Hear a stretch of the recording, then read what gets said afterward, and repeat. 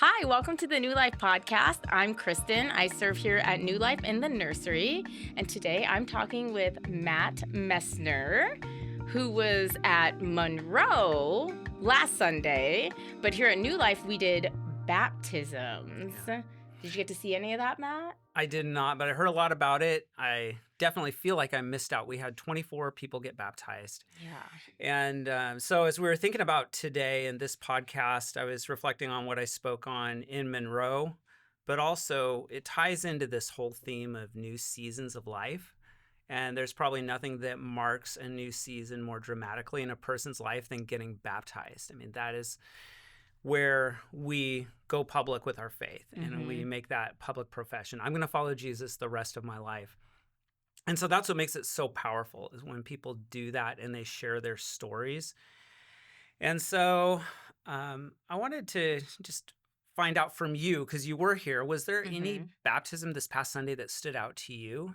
And maybe why? Yeah. So particularly, my friend and coworker who works here on staff, Katrina, her husband got baptized, and that was just super touching, knowing their whole background story and everything that they've gone through, and we kind of got to be. It felt like his family and support here at New Life that day. Mhm. So I'm just excited for him to see what God is gonna do and work through his life Yeah. afterwards. If you've never been to a baptism service, I mean, I would encourage a person to go to our services. It's on the webpage on our YouTube channel, and go back and watch this past Sunday's service, because you'll hear those testimonies and you'll hear what God has been doing in people's lives Yeah, to lead definitely. them to that point. It's just super powerful. I personally got baptized when I was about 17 years old. I was in high school. I had become a Christian my junior year of high school, and I wanted to get baptized. The first time I tried to get baptized, they canceled the baptism at the church I was at because there weren't enough people getting baptized. So they postponed it, and I had to wait almost a year. And um, and then a year later, I had a chance to get baptized at a public swimming pool in North Bend, Oregon. And by then, I'd already decided that I was going to go into ministry and really felt the calling of God on my life, and got baptized. And it was super powerful. It was unforgettable. And it was kind of interesting too. Something kind of strange happened that day. Yeah. I was over in the deep end of the swimming pool, and a little boy got on the diving board, jumped into the deep end, and kind of flapped his arms twice and sank straight down.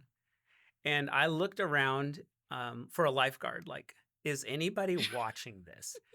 And it seemed to me that nobody in the entire place was watching this except for me. And so I literally dove under, grabbed the boy, brought him to the top, took him to the side of the pool, and then he gets up out of the pool and walks off. That was it. What? That was it. Yeah.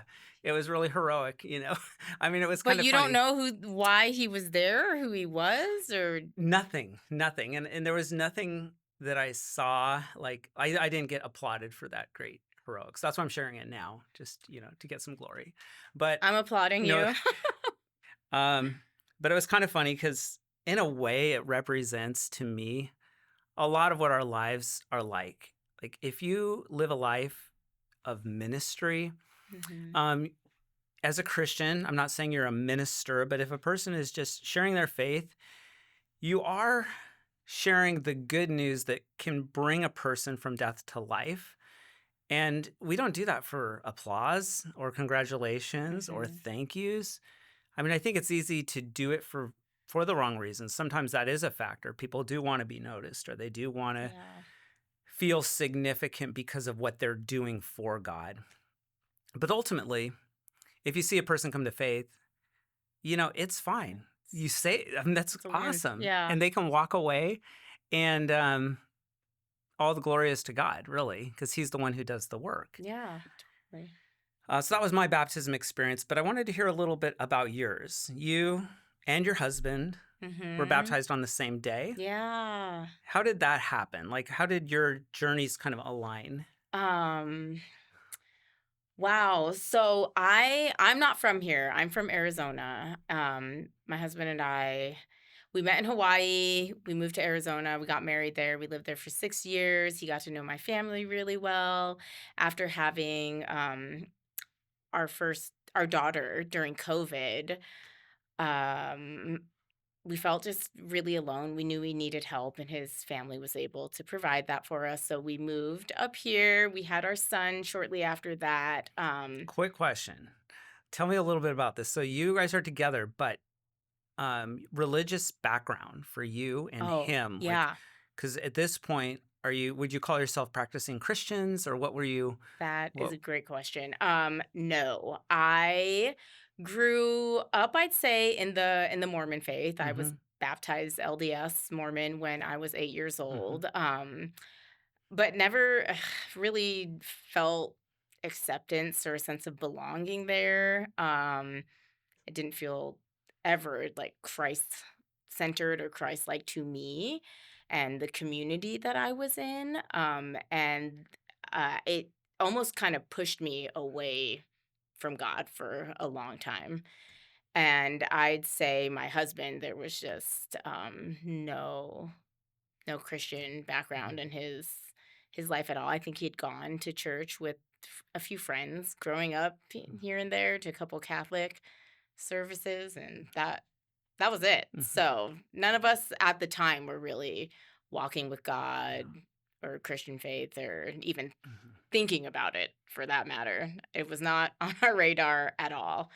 But after moving here and having my son, our second child, I'll just speak for me personally, just experienced like a real sense of loneliness that when I look back now, it's always kind of been there. Like there was just never a sense of belonging anywhere. And I think being in a space where no one knew me and I Mm-hmm. was just kind of by myself, it just became a little bit overwhelming. And I realized there was just like all this anger inside of me, and I was getting used to my in-laws, and I was becoming this really just angry, bitter person. I was Mm-hmm. angry at my husband, I was angry at my in-laws, and I to be honest, I never thought that maybe I should turn to Right. Jesus for any of this. Um and then one day my husband, who has no church background, or and knows nothing about Christianity. I'd say out of the two of us, I at least, knew who Jesus. I was baptized. One day he came to me and said, "I think we should go to church." I was like, Mm-hmm. "What?" Okay. Do you know where that We, came from? Like, what I prompted him to get to that place? Jesus. Just Yeah, kidding. right? It really is true. Yeah. And I really think that longing to belong that you were feeling, like, in Mhm. that time of loneliness, I think that's a common feeling that a Yeah. lot of people have. Mhm. And I think some of that can be met in just friendships and healthy community, Mhm. but a big part of that is spiritual as well. Yeah, I mean, it's been a huge part Mhm. of my journey and my story, and just feeling a sense of belonging that I didn't really know before. But yeah, I think honestly, I think for him, he was just like, I want a community for our family. He Mhm. wasn't even thinking it would Mhm. be as impactful to him and our Yeah. family as it actually has Yeah. been. So we came to New Life, we came without the kids at first. So I was like, let's make sure So it's this is the not. first place you came, This is the first play. Well, okay, so my husband's brain, he's a deep thinker, but he watched all the old sermons from New Life before we came. I was right? like, "Oh, I'm not doing that." But we came the first time by ourselves. This was the Mm. first church that we tried out. But I walked through the doors and I heard God say to me, like, "Welcome home, daughter." Wow. Yeah. And I was done. I was like, this is where I need to be. So it wasn't the free gift that you got for being a You know first-time what? visitor? Not I actually never got that gift.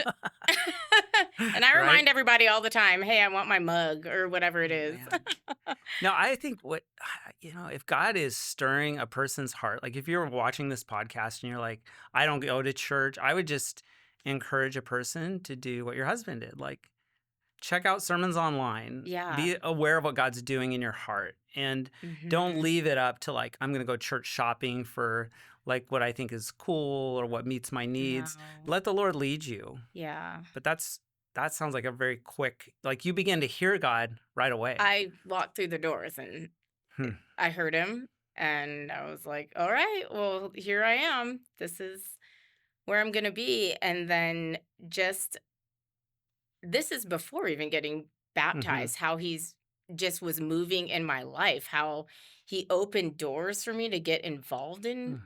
specifically this church so easily and so quickly. Yeah. And, making a place for me to even be on staff here very quickly to me. How long had you been a Christian? Like when I you got wasn't even baptized yet when I right, got put on. I was right. like, how did Yeah. I get this job? Yeah. I mean, So, you think about it, when Jesus sent the disciples out, they'd mhm. been walking with him for like a year, maybe, or Yeah. less. I mean, as Mhm. soon as they started walking with him, he started commissioning them to go and share the good news. Yeah. So I think sometimes we make it way too hard for people, you Yeah. know? Yeah. Yeah. And it's actually just really easy. You just Yeah. say yes. And Hmm. gosh, what are we leading up to? Yeah, the baptism. Mhm. And I just I think I was still kind of like, okay, let's see what, almost like testing God, but he just did so many amazing things in my life, and it changed my heart towards my family and my in-laws, and I'm a different mother and wife, and so I just wanted to publicly Hmm. like give my life to Jesus. And I didn't know if the Mormon one, I didn't know. I was like, I think I should do it again. Right. Yeah. So Yeah. we did that together, me and my husband, last year Hmm.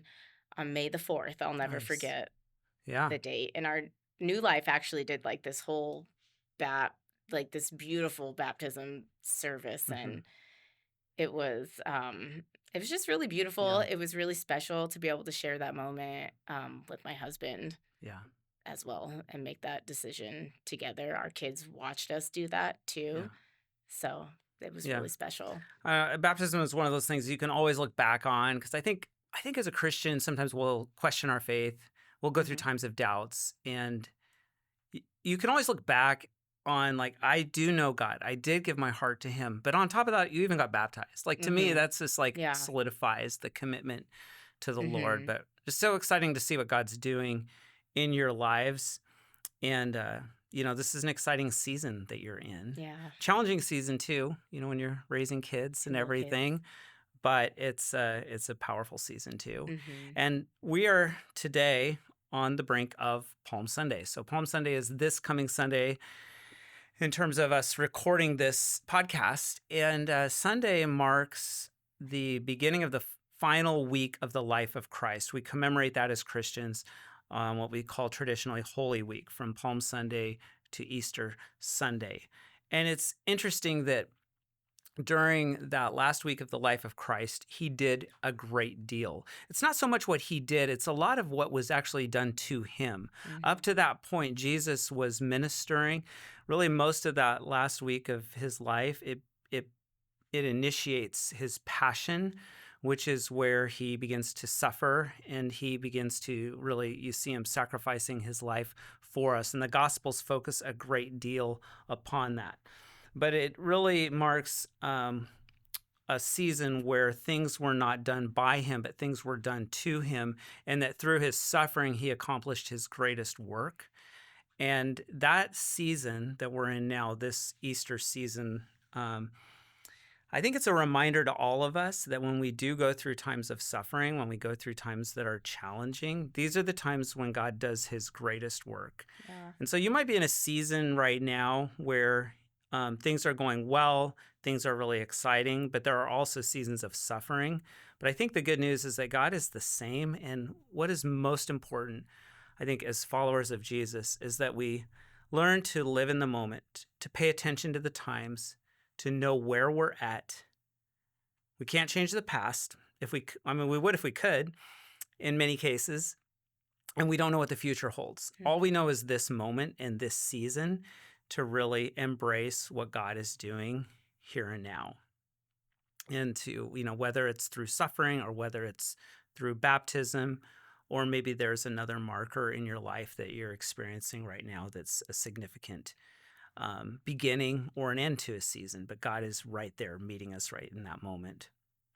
So, are you excited Yeah. for Easter? Yeah, I'm excited for Easter. All the little babies in the nursery. Yeah. Yeah. How, Yeah. how are you feeling about Easter? Oh, we're looking forward to it. Yeah, Here at New Life, we added a Saturday night service this year for the first time that's in right. years. We have now our Monroe campus, which we started in this past month. We also have a community-wide Good Friday service with many other churches. We get to host it this year. So I see God doing a lot of new things. We're stepping out in faith, and we'll see what he does. Yeah. He'll be faithful. So we just step out. We're prayerful. If you are watching this podcast, and these services haven't happened yet, hey, come join us. We'd love to have you here. But I would just encourage you to, if you haven't gotten baptized, get baptized. Just do it. Just do it. I always tell people it's a moment you will never forget. No. And if you haven't seen New Life Church services, please check them out here on our YouTube channel and subscribe to this podcast. We drop these podcasts every week, and often they are the reflections of the pastor and a guest as they look back on what God has been saying to them and through them on the Sunday service. And so it's a good follow-up for that if you want to go deeper with the Lord. Subscribe and like these podcasts. So thanks for watching today, and I hope you'll be back with us again soon. And thanks, Kristen. Yeah, it was fun talking to you, Matt. Yeah, it was great.